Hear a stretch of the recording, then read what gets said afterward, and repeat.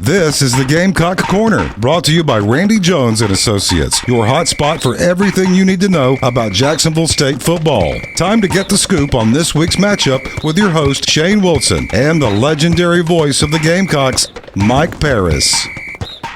Welcome in to another week of the Gamecock Corner, where we talk all things JSU football for just a few minutes, preview the upcoming game, talk about the game this past weekend.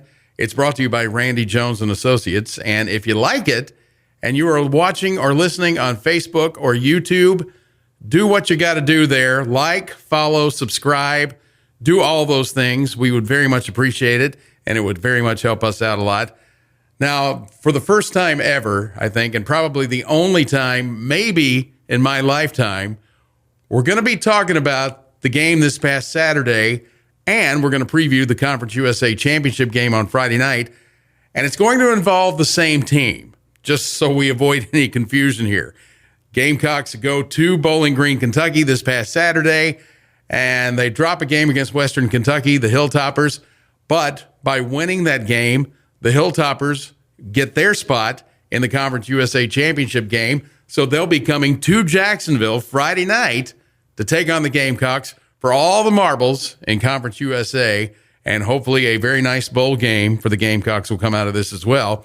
So here to make sense of things, to recap the Western Kentucky game on Saturday and to preview the Western Kentucky game on Friday night, is the voice of the Gamecocks for more than 4 decades, Mike Parris. Mike, it's kind of like the old Yogi Berra line, deja vu all over again. Always a pleasure, always great to chat with you. And I will tell you, in all my years doing this, I don't think we've ever played an opponent back-to-back like this in a week's time. Yeah, it's certainly not every day that happens.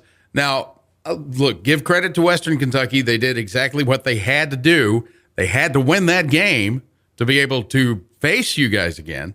And on top of that, they had to kick a field goal to win the game to get back to Jacksonville for the Conference USA Championship game. So at post-game, Rich Rodriguez did not seem very happy with the way the Gamecocks played and with the way that his coaching staff put together the plan for that game. What did they not do Saturday, at least the way you see it, that they had been doing well for the past 8 weeks? Well, I'll start it with this. My fears going in became reality. I was afraid there might be a drop as far as focus, concentration, that sort of thing. Already having secured the number 1 seed, being at home for that game. And as you mentioned, Western Kentucky, their only hope was the fact that winning the game would get them into the championship game. Sam Houston helped them out by beating Liberty on Friday and opened that door, and then they took advantage of it. A couple of things, we didn't run the football as well as we have been, and that was a surprise because in their last 3 games going into that contest on Saturday, Western Kentucky's defense had given up almost 1,000 yards rushing in their last 3 games combined. But we were not able. They loaded the box. We dropped passes first time. We probably dropped as many passes in that one game as we had dropped the entire season total combined. So that hurt and tried to open things up for our ground game. So from that standpoint, defensively, we gave up some yardage, but we held them out of the end zone and kept ourselves, I guess you could say, in the game by limiting them to 4 field goals on the day. And obviously they got a terrific field goal kicker in Lucas Cornero. He missed his first kick of the season. Since then, he's made 15 straight. That includes the 4 he made against us Saturday.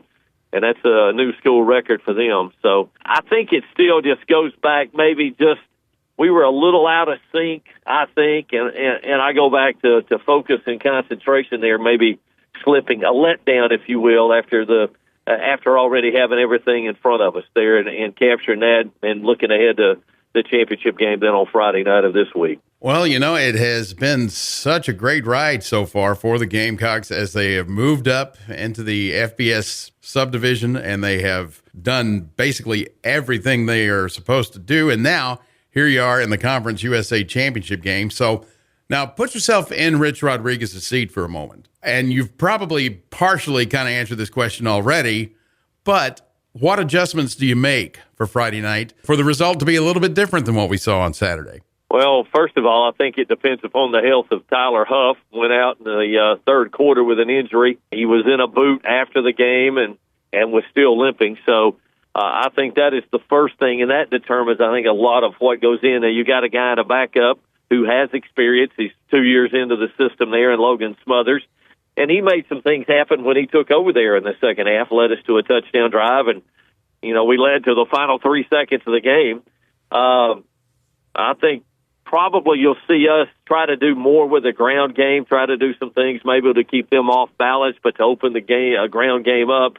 And I think if Huff is limited or possibly out of the game, I think we'll have to rely more on the ground game and try to do some things to free up Bray Stewart, and hopefully Ron Wiggins could become a bit of a factor if not running the football, catching the ball out of the backfield as well. So, and I think we got to get some production out of our wide receivers in the game offensively. From a defensive standpoint, we got some pressure on Caden Veldkamp, their quarterback, Saturday. We were able to get to him a few times for sacks, had some tackles for losses. But I think when we get to him, we got to be able to get to him and get him on the ground.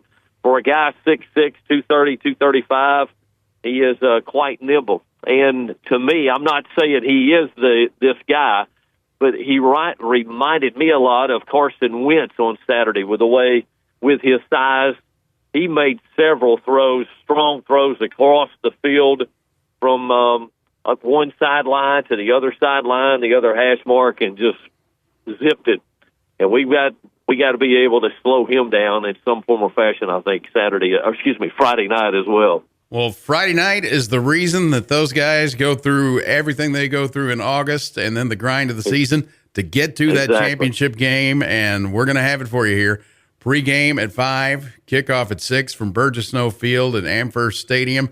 And now, Mike, the next time we talk in the Gamecock Corner, I'm guessing probably you will be at the dry cleaners getting your Hawaiian shirts ready for some exotic destination for a bowl game. So let's keep our fingers crossed on that anyway. Well, I hope it's somewhere we can stick our toes in the sand for a little bit and not be throwing snowballs at each other. I'll put it that way. Exactly. Hopefully that'll work out. All right. Well, thanks for hanging out with us once again in the Gamecock Corner, and we will talk with you again 1 week from today. All right. Thank you, sir. Always a pleasure. Always a treat.